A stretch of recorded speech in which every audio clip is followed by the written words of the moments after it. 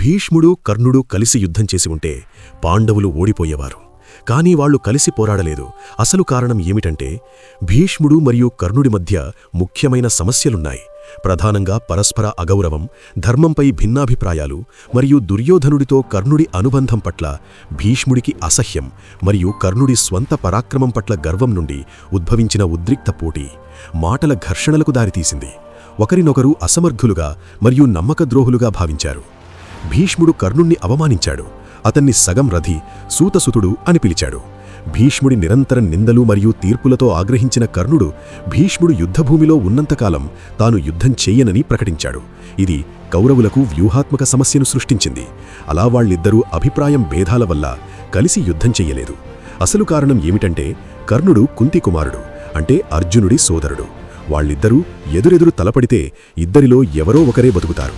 ఎవర్నీ కోల్పోవడం భీష్ముడికి ఇష్టం లేదు. అలా పాండవులతో యుద్ధం చెయ్యకుండా అతన్ని నిరుత్సాహపరిచేందుకు ప్రయత్నించాడు. ఇలాంటి మరిన్ని వీడియోస్ కోసం please like, share, comment and subscribe.